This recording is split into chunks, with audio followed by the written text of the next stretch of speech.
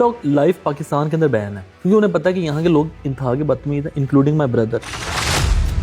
थोड़े में ज़्यादा एंटर हो गया, थोड़े में ज़्यादा बढ़ गया इनका। इनके पास हैकल थी, फैमिली व्लॉगिंग शुरू की, माँ बहनें दिखाई, इनके पास आगे पैसे। जब ये थोड़े में ज़्यादा एंटर हो जाता है ना तो लोग गलत हरकतें करते हैं। मैंने तो उमर को कहा इन्हें दफ़ा कर, मैं कहा किसी और के हाथों जलील हो, हमने नहीं करना। हम चाहते भी नहीं थे कि लड़ाई बढ़े, हम तो कहते थे रफा दफा हो। रजब ने कहा है कि मैं तुझे गोली मारांगा, इत्थों मारांगा, उत्थों निकलेगी। सुलह यही शर्त पे होगी। वेपन्स वगैरह यहाँ पे जमा करवाए, जो उसने किया ये उसकी माफी मांगेगा। आपने फैमिली व्लॉगिंग का जिक्र किया, इन फ्यूचर अपना भी प्लान है क्या? आगे अपनी वो बहन को नहीं चाहूँ मैं, ऐसी बगैरतियाँ करूँ मैं, मेरे दोस्त मेरी बहनों पे पैसे खाएंगे, नाउज़ बिल्लाह, इससे पहले मैं मारी ना जाऊँ। अल्लाह माफ़ करे। और मैं साथ नाच रहा हूँ, डांस कर रहा हूँ, अल्लाह मुझे ऐसे पैसों से खुदा की कसम इतना दूर रखे जिससे जन्नत से दोज़ख दूर है।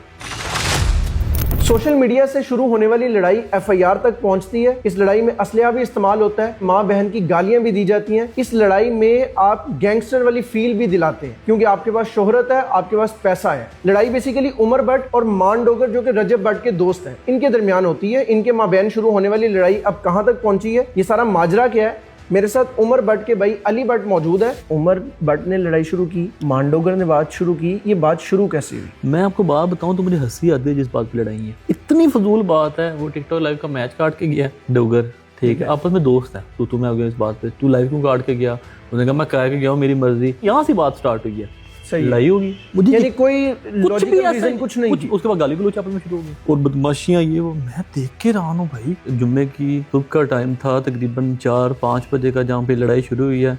और 6-7 बजे वो मतलब असले गाड़ियों के साथ की धमकियां मारने की कोशिश कर रहे थे। ये पहली लड़ाई नहीं हुई, यहाँ पर हर दूसरे बंदे की लड़ाइयाँ होती हैं, गाली गलौच होती है, मतलब कि एक अच्छा प्लेटफॉर्म है ही नहीं। हमें तो लगा कि टिकटॉक की लड़ाई है और टिकटॉक की जिस तरह ये सारी ऑनलाइन बदमाशियां वहाँ पे खत्म होगी, लेकिन हमें नहीं था पता कि ये तो प्रॉपर बदमाश बन गया। ये बजाते खुद आप भी टिकटॉक यूजर हैं, टिकटॉक कंटेंट क्रिएटर हैं, बल्कि आप कह रहे हैं टिकटॉक जो है वो गलत चीज है और नहीं होना चाहिए। मैं बिल्कुल भी नहीं कहता कि टिकटॉक एक गलत प्लेटफॉर्म है। मैं बात कर रहा हूँ टिकटॉक लाइव की। टिकटॉक लाइव पाकिस्तान के अंदर बैन है क्योंकि उन्हें पता है कि यहाँ के लोग इंतहा के बदतमीज हैं, इंक्लूडिंग माई ब्रदर। मैं अपने भाई का क्यों नाम लेता हूँ? क्योंकि उसने भी गालियां गलोच की हुई है टिकटॉक के ऊपर। ठीक है, जो गलत है वो गलत है। मान डोगर भी गलत है, उमर भी गलत है, ठीक है, लेकिन ये गाली गलोच मान डोगर भी इंतहा के देता है, उमर भी, रजब भट्ट भी इंतहा के देता है। सोशल मीडिया पे बड़े पड़े हैं इनकी बगैरतियों के कारनामे, जो कि नहीं होने चाहिए यार। सही है। तुम लोग क्या लोगों को शऊर दे रहे हो? बदमाशी, बंदूकें पकड़ लो और धमकियां दो और सिद्धू मूसेवाले दे गाने ला लो तुसी पीछे गड्डियां च। इस वक्त उमर भट्ट कहाँ पे? इस तरह की उनकी हरकतें। मैंने तो उमर को कहा,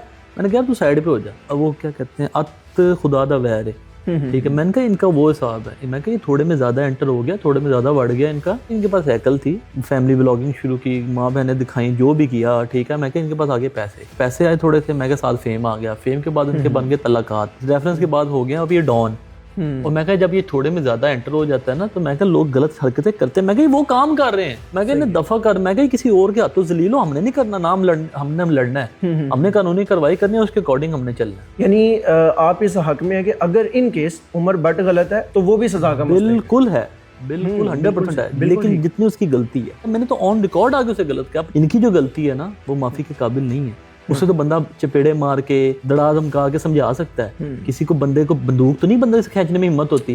आपको कोई गालियां देगा, आप उसे समझा सकते हैं, ओए बाज आ, ये वो। उसने बंदूक पकड़ी हो, आपका समझाने को भी दिल करेगा? चैम्बर मार रहा हो, डर लगे, डर के मारे बंदा पास ही नहीं जाएगा। ये तो आप पुलिस के पास ही जाएंगे। जिस दिन वो असला लेके आए हैं या जहाँ ये घर के बाहर सारा मामला हुआ, उस दिन आप घर के अंदर मौजूद थे जी।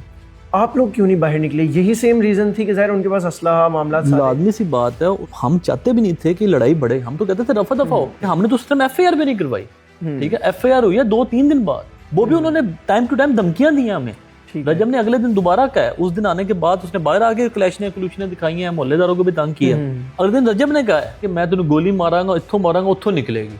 ये ऑन रिकॉर्ड वीडियोस हैं मौजूद सोशल मीडिया के ऊपर। इस वजह से हम लोगों ने एफआईआर करवाई। कल को पुलिस ये ना कि आपने एफआईआर नहीं थी करवाई, अगर वो कोई फायर मार देते हैं, कुछ भी कर देते हैं। वो बेल करवा के आया, बेल करवा के आया, फिर कह रहा है कि मैं तेनू मार दूंगा या मर जाऊंगा। पता नहीं उसके पास कौन सी गिद्दड़ सिंगी है इस तरह की जिसपे ये बातें कर रहा है। उसके माइंड में बैठा हुआ है कि कल को कोई आएगा और यूं हाथ घुमाएगा, पर्चा खारिज हो जाएगा। वाकये को गुजरे काफी दिन हो गए हैं, कोई असला, कोई रिकवरी, कोई इस तरह का मामला नहीं हुआ अभी। किसी तरह का कोई कुछ एक्शन भी नहीं हुआ यार, इतने डाउन हो गए ये लोग। क्या राज है कि पिछली इन पे एफआईआर हुई थी, उसके अंदर भी लोगों के लिंक्स वगैरह इस्तेमाल होती है, ऐसे लगता है कि इस दफा भी ये लिंक से निकल जाएगा ना, बिल्कुल निकलने भी नहीं देंगे। सुलह वाली साइड पर जाना चाहेंगे? देखिए एट द एंड हर चीज की सुलह होती है। अभी तो वो कह रहा है कि मैं घर बैठा हूँगा, तू पर्चा खारिज करवाएगा और सुलह होगी हमारी। बदमाशी कल्चर किसी चीज पे भी कम्प्रोमाइज नहीं किया जा सकता। सुलह एक ही शर्त पे होगी, वेपन्स वगैरह यहाँ पे जमा करवाए, ये उसने किया ये उसकी माफी मांगेगा, उसके बाद सुलह की कोई बात होगी। अली भट्ट, उमर भट्ट की रजब भट्ट से मजीद अब दोस्ती रहेगी? अल्लाह माफ करे, कभी जिंदगी में भी नहीं। आपने फैमिली व्लॉगिंग का जिक्र किया, कोई इन फ्यूचर अपना भी प्लान है? क्या आगे अपनी वो बहन को नहीं चाहूँ मैं, ऐसी बगैरतियाँ करूँ मैं, मेरे दोस्त मेरी बहनों पे पैसे फेंके, नाउज़ बिल्लाह, इससे पहले मैं मारी ना जाऊँ। अल्लाह माफ़ करे। और मैं साथ नाच रहा हूँ, डांस कर रहा हूँ, अल्लाह मुझे ऐसे पैसों पे खुदा की कसम इतना दूर रखे जिससे जन्नत से दोज़ख दूर है।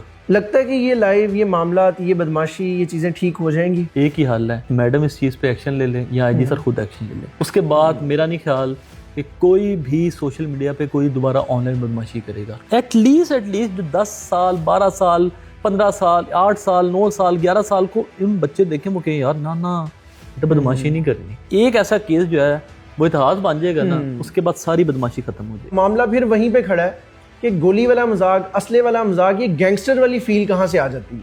आपस में अगर लाइव में बदतमीजी भी हो गई है, वो सोशल मीडिया प्लेटफॉर्म्स तक रहे, उसको घरों तक क्यों पहुंचाया जा रहा है? अगर पहुंचाया जा रहा है तो इदारे कहाँ पर है? क्योंकि ये पहला वाकया नहीं है, इससे पहले भी इस तरह के बेशुमार वाकयात हो चुके हैं। हमें सबक तब मिलेगा जब कोई वाकया रोनुमा हो जाएगा, फिर हम कहेंगे ओहो जल्दी से जी एक्शन लिया जाए, 24 घंटे के अंदर रिपोर्ट चाहिए मुझे। आप 24 घंटे, वो वाले 24 घंटे से पहले ये वाले 24 घंटे में रिपोर्ट अगर मांग लें, तलब कर लें, तो वो वाला वाकया किसी सूरत नहीं होगा। आपकी क्या राय है? कमेंट सेक्शन में ज़रूर बताइएगा। पाकिस्तान जिंदाबाद।